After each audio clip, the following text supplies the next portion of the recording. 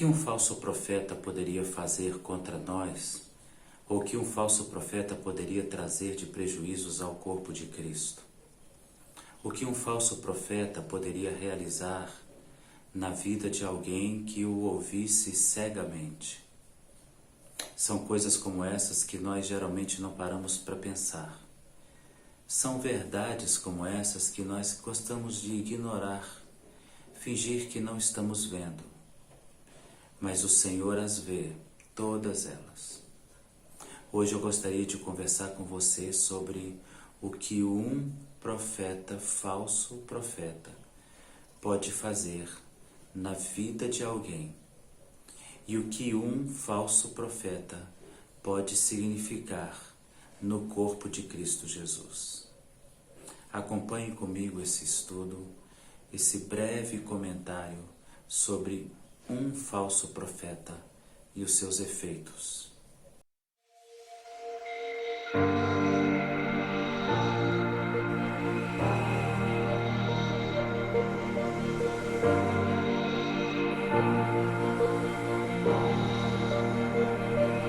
Não seria importante esse tema se o Senhor não tivesse dito tantas vezes sobre acautelai-vos sobre os falsos profetas. São diversas as mensagens que os apóstolos Paulo, Pedro, João e outros trouxeram no Novo Testamento sobre ter cuidado com os profetas e as suas profecias. A Bíblia chega a dizer para que examinemos a vida dos profetas. Como diz a palavra do Senhor no Evangelho de Mateus, no verso 15 ao 19. Eu quero ler com você. Acompanhe comigo essa leitura. Acautelai-vos, porém, dos falsos profetas, que vêm até vós vestido como ovelhas, mas interiormente são lobos devoradores. Por seus frutos os conhecereis. Porventura, colhem-se uvas dos espinheiros ou figos dos abrolhos? Assim toda árvore boa produz bons frutos, a árvore má, frutos maus. Não pode a árvore boa dar maus frutos e a árvore má dar bons frutos. Toda árvore que não dá bom fruto, corta-se e lança-se no fogo. Portanto, pelos seus frutos os conhecereis. O maior temor da gente é tentar ser acusadores de pessoas, juízes de irmãos, apontar o dedo para pessoas que muitas vezes acertam nas suas profecias. Mas isso não os exime de serem humanos, de serem falhos. Isso não os exime de deixarem que em algum momento os seus corações sejam dominados pela chama da vaidade e do orgulho. A palavra do Senhor diz: aquele que está de pé, cuide para que não caia. Essa palavra não se aplica somente a cristãos simples ou cristãos que levam sua vida religiosa como membros de uma igreja local. Essa palavra se aplica também e principalmente a líderes e a profetas. Os profetas não podem ser retirados da profecia como se nada dissesse respeito a eles, como se fossem intocáveis. Há tempos a igreja vem transformando os profetas em oráculos de Deus, de tal forma que excluem a leitura da Bíblia, preferindo ter resumidas profecias, ainda que não sejam de tudo verdadeiras. Os falsos profetas trabalham com a lei da probabilidade, a lei epistemológica.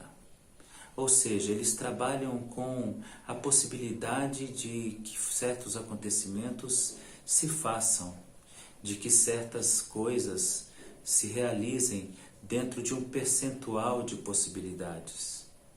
Por exemplo, em meio a uma multidão de pessoas, sempre alguém terá um problema, alguém terá uma dificuldade financeira, alguém tem um problema conjugal. O falso profeta, ele usa desse artifício das probabilidades e ele lança mão da sua palavra infame e mentirosa.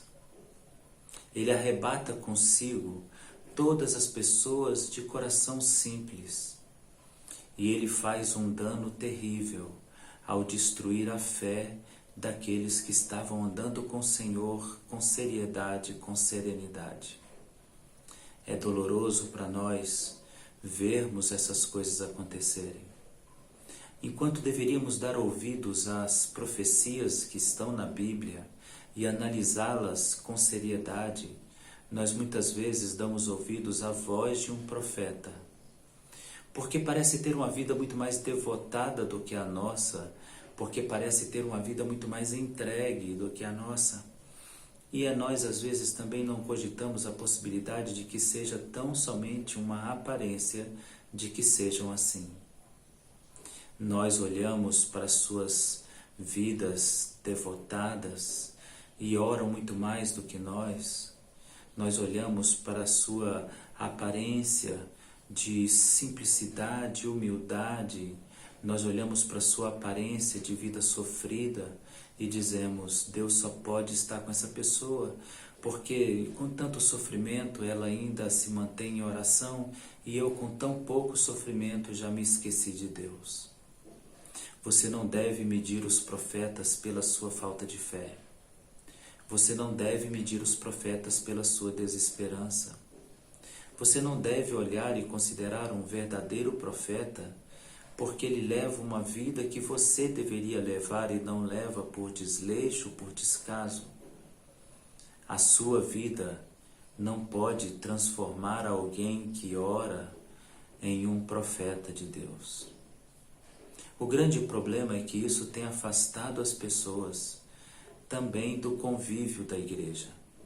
A palavra do Senhor diz que não devemos fazer como é de costume de alguns, não deixar de congregar. A palavra do Senhor também diz que aquele que se isola insurge contra a verdadeira sabedoria, mas um falso profeta pode facilmente tirar de cabeça alguém que está neste caminho da obediência ao Senhor Deus. É característica dos falsos profetas serem insubmissos, insubordinados às suas lideranças, levarem uma vida como um ermitão escondido em suas casas, terem seus próprios grupos de oração, suas próprias vigílias, à parte da vida da comunidade da igreja. Quando a palavra de Deus diz em Atos dos Apóstolos que a igreja se mantinha unânime na comunhão, os falsos profetas se mantêm unânimes no afastamento da comunhão. Desprezando toda a palavra de Deus que diz é melhor serem dois do que um, porque caindo um, o outro ajuda. Desprezando toda a palavra do Senhor que diz permaneçam juntos até que do alto sejam revestidos do poder do Espírito. Repreendendo e tirando toda a consideração bíblica que diz que o Senhor formaria sua igreja e nós deveríamos estar nela, esperando a volta do Senhor. Se os apóstolos tivessem ouvido um falso profeta, não haveria Pentecostes, porque estariam os falsos profetas em suas casas fazendo suas reuniões, enquanto que a eclesia não se reuniria no cenáculo como Jesus havia ordenado. O que um falso profeta pode fazer é destruir por completo a estrutura cristã que está no seu coração, na sua vida. Nós deveríamos temer isso. Deveríamos temer o resultado disso.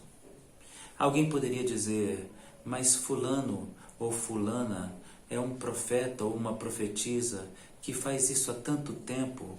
O Senhor é com ele, o Senhor é com ela. Eu quero trazer para você a leitura de uma história onde um profeta antigo, chamado Velho Profeta, ele simplesmente intervém na direção do Senhor, como se pudesse fazer isso, porque os falsos profetas assim o fazem, ou os profetas assim o fazem. Desmentem as ordens do Senhor e tiram do caminho aquele que está no caminho. Eu quero relatar para você a história de um falso profeta, que fora bom profeta até o momento em que decidiu decidir por Deus. Um profeta não pode decidir por Deus. Um profeta é tão somente alguém que fala em nome de Deus. A raiz da palavra Nabi, que é profeta, significa vazio, recipiente a ser ocupado. Porque um profeta é aquele que vai proferir as palavras do Senhor. Ele não tem nada de si mesmo. E se ele não tem de si mesmo, ele faz como diz a palavra de Jesus: vos enviarei o Espírito Santo e ele vos anunciará a mim. O papel do Espírito Santo ao encher um crente, um profeta, e usá-lo na profecia, é colocar nele a carga bíblica da revelação, para que ele possa trazer a todos essa revelação e esclarecer, e não escurecer o que diz a palavra do Senhor. Um falso profeta pode levar à morte de outro profeta verdadeiro, levando o povo a conspirar contra ele. Um falso profeta pode levar à morte de um profeta verdadeiro, levando-o a desobedecer quando este apresenta ter mais experiência do que o outro. Eu quero ler com você em 1 Reis, no capítulo 13, uma história triste de um profeta que é vencido, que é destruído, que é aniquilado por dar ouvidos a um falso profeta ou a um profeta mais velho. Nessa história em específico, um profeta velho, um profeta que profetizava há muito tempo, ele tira um profeta novo do foco da palavra do Senhor. Desobedecendo a palavra do Senhor por ordem, ou por direção, ou por dar credibilidade a um profeta mais velho, porque este era mais velho, o profeta novo cai no erro de muitos crentes. Acompanhe comigo essa leitura. 1 Reis 13, a partir do verso 1. Quando Jeroboão se aproximava do santuário pagão em Betel para queimar incenso ao bezerro, o ídolo de ouro, um servo do Deus vivo veio ajudar por ordem do Senhor. Dirigiu-se para ele e, à ordem do Senhor, clamou em alta voz: Ó altar do Senhor, manda dizer que uma criança chamada Josias nascerá da linhagem de Davi, o qual há de sacrificar sobre ti os sacerdotes dos santuários pagãos, que aqui vêm queimar incenso. Ossos de seres humanos serão queimados sobre ti.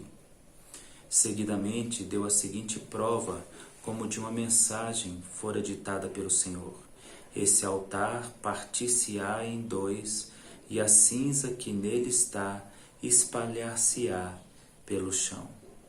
O rei ficou furioso, porque o homem de Deus ter dito coisa semelhante, e gritou aos guardas: prendam este homem. Dirigindo o punho fechado contra ele, imediatamente seu braço ficou paralisado e sem o poder de recolher. Ao mesmo tempo apareceu uma larga fenda no altar, as cinzas derramaram-se, tal como o homem de Deus havia dito que haveria de acontecer. Esta foi a prova de que o Senhor havia falado pela boca do profeta. Ó, peço-te que rogues ao Senhor teu Deus, gritou o rei, para que o homem de Deus, que me faça recuperar o meu braço. Então ele orou ao Senhor e o braço ficou normal. O rei disse ao homem de Deus: vem comigo descansar e comer alguma coisa, eu quero recompensar-te. No entanto, o homem de Deus respondeu-lhe: ainda que me desses metade do teu palácio, não entraria nele, nem sequer comeria ou beberia água nesta casa. O Senhor me deu ordens estritas para não comer nem beber o que quer que fosse, enquanto aqui me encontrar, para não regressar a Judá pelo mesmo caminho. E assim foi embora pela outra estrada. Vivia em Betel um velho profeta, e o seu filho foi contar-lhe o que o homem de Deus havia feito. De Judá fizera e dissera ao rei: por que caminho foi ele? E informaram-no: depressa, selem o meu jumento. E logo correram atrás do homem de Deus, tendo-o encontrado sentado debaixo de um carvalho. És tu o servo de Deus que veio de Judá? Respondeu, sim, sou eu. E pediu-lhe, vem à minha casa e come comigo. Não posso, não me é permitido nem beber o que for em Betel, nem sequer água. Foram as ordens estritas que o Senhor me deu, mandou-me também para que não regressasse pelo mesmo caminho. Contudo, o ancião insistiu, eu também sou profeta, como tu, e um anjo deu-me uma mensagem da parte do Senhor, e devo levar-te para minha casa e dar-te de comer e beber. No entanto, o velho profeta estava mentindo. Vem à minha casa comigo e come comigo. Assim os dois voltaram para trás e o profeta comeu o alimento e bebeu água na casa do ancião. Estavam eles à mesa e veio a mensagem do Senhor ao profeta idoso. Exclamou o homem de Deus de Judá. O Senhor manda te dizer que por teres desobedecido às ordens claras que te tinham sido dadas, e tendo vindo até aqui para comer e beber água no lugar que tinha sido proibido, o teu corpo morto não será enterrado no túmulo dos seus pais. Terminada a refeição, o ancião selou o jumento do profeta. Este partiu, mas durante a viagem apareceu um leão que o matou. O seu corpo ficou ali, estendido no caminho, com o jumento e o leão ao lado. Alguns homens que passaram por ali viram o corpo do meio da estrada, com o leão ao lado, e foram contá-lo a Betel, onde vivia o velho profeta.